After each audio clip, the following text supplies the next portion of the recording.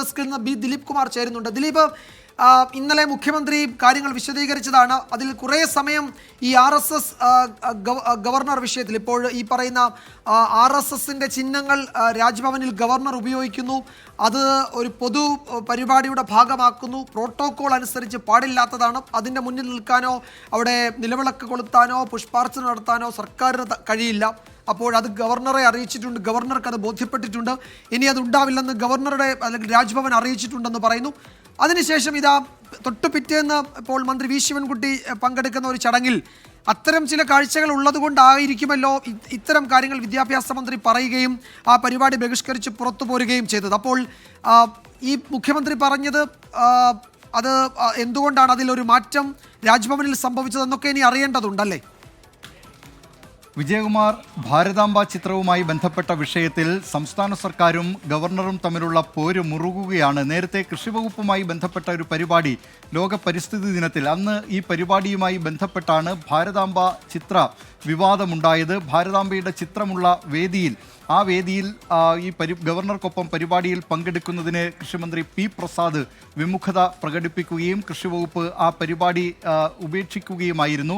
ഇപ്പോൾ വിദ്യാഭ്യാസ മന്ത്രി വി ശിവൻകുട്ടിയാണ് ഈ വിഷയത്തിൽ ഇപ്പോൾ ഗവർണറുമായി കലഹിച്ച് പുറത്തേക്ക് വന്നിരിക്കുന്നത്. രാജ്ഭവനിൽ ഇന്ന് രാവിലെ 11 മണിക്കാണ് ഈ പരിപാടി നിശ്ചയിച്ചിരുന്നത്. ഭാരത് സ്കൗട്ട്സ് ആൻഡ് ഗൈഡ്സിൻ്റെ രാജ്യ പുരസ്കാര വിതരണവും അതോടൊപ്പം അതിൻ്റെ സർട്ടിഫിക്കറ്റ് വിതരണവും ഒക്കെയാണ് നടക്കേണ്ടിയിരുന്നത്. ഗവർണർ രാജേന്ദ്ര വിശ്വനാഥ് അർലേക്കർ ആയിരുന്നു ഇത് ഉദ്ഘാടനം ചെയ്യേണ്ടിയിരുന്നത്. ആ ചടങ്ങിൽ നിന്നാണ് വിദ്യാഭ്യാസ മന്ത്രി വി ശിവൻകുട്ടി ഇറങ്ങിപ്പോയത്. ഭാരതാംബയുടെ ചിത്രം വെച്ചുള്ള ആ വേദിയിൽ, അത്തരം ഒരു വേദിയിൽ താൻ ഇരിക്കുന്നത് അനുചിതമാണ് എന്ന് പറഞ്ഞുകൊണ്ടാണ് വിദ്യാഭ്യാസ മന്ത്രി വി ശിവൻകുട്ടി ഇപ്പോൾ രാജ്ഭവന് പുറത്തേക്ക് പോയിരിക്കുന്നത്.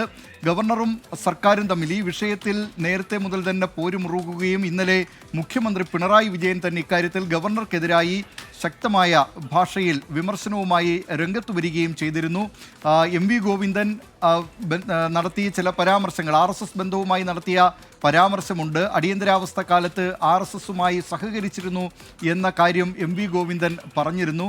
അത് മറയ്ക്കുന്നതിന് വേണ്ടിയാണ്, അതിനെ മറികടക്കുന്നതിന് വേണ്ടിയാണ് ഇന്നലെ മുഖ്യമന്ത്രി വാർത്താ സമ്മേളനം നടത്തിയത് എന്നുള്ളത് കൊണ്ട് തന്നെ അതിൻ്റെ ഏതാണ്ട് പ്രധാന ഭാഗവും ഈ RSSനോടുള്ള CPIMൻ്റെ എതിർപ്പ് അത് വ്യക്തമാക്കുന്നതിനാണ് ഈ രാജ്ഭവനിലെ ഭാരതാംബ ചിത്ര വിവാദമൊക്കെ ഇന്നലെ മുഖ്യമന്ത്രി പരാമർശിച്ചിരുന്നത്.